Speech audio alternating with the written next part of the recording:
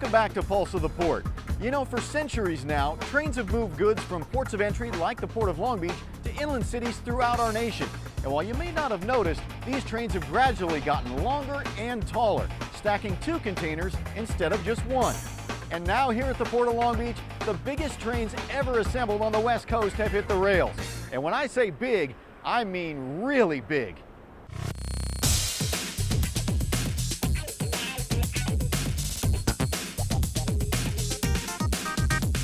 A train 2 miles long carrying 452 containers recently left Pier at the Port of Long Beach headed for Chicago.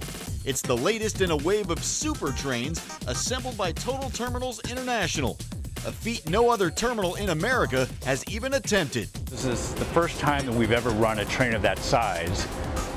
We've graduated from an 8,000-foot train to a 10,000-foot train and now a 12,000-foot train. So basically what we're doing is we're increasing productivity per train start, meaning on locomotives and crews across the United States. We can move more cargo from Pier T at a single time than any other terminal in the Long Beach, Los Angeles area. So it's a tremendous achievement. Putting together trains this large is not something that is normally done. On traditional trains, which are typically 8,000 to 10,000 feet in length, locomotive engines are placed only on the head and back end of the assembled train. But moving over 12,000 tons of cargo requires a bit more horsepower. But when you have this long train, they use distributed locomotive power. What that means is you have several locomotives in the front, you have a couple of locomotives in the middle, and you have locomotives in the back pushing it. So it's called distributed power, and that's what's needed to go over some of the steep grades in Southern California, such as Cajon Pass. Taking the containers directly from the ship, the switch crew assembles the train. When complete, all that's needed is for the engineers to get on board, do an air test to make sure all is in working order, turn the engines on, and leave the terminal. May look easy now, but like all new breakthroughs, it took a bit of doing. It was a tremendous learning curve. I mean, we'd never done it before, and we weren't certain how to do it, quite frankly. We know we can load as many cars as we needed, but to put it together and get it out in a timely fashion was really important.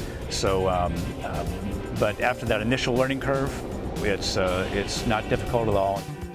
Impressive as they may look, the benefits for both the customer and the environment are even bigger, as the use of trains eliminates truck trips from our roadways. For customers, it's cheaper. For the environment, it's less emissions and less congestion. It's actually cheaper. If we can put an on-dock train together, it's cheaper for the shipping lines and the owners of the containers versus trucking it out the gate to another facility. It's already at the marine terminal, so why don't you load it on a marine terminal?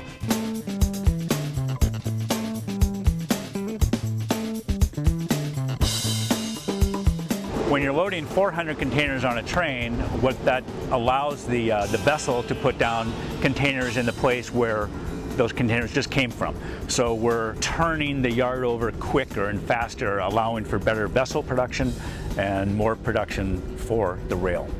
A typical train can eliminate up to 700 truck trips from our local roadway networks, but a larger, longer train like this one eliminated about 1,200 trucks from our local roadway network from that one single train. Currently, the Port of Long Beach moves about 23% of all the cargo using on-dock rail. But with nearly $1 billion of projects in the works over the next decade, that number is expected to jump to 35%.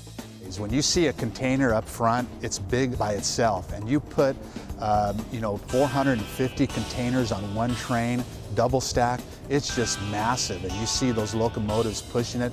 It's just amazing, 2 miles of train that doesn't have to go by truck. It's really a good accomplishment, and we feel like we're doing our job here at the Port of Long Beach.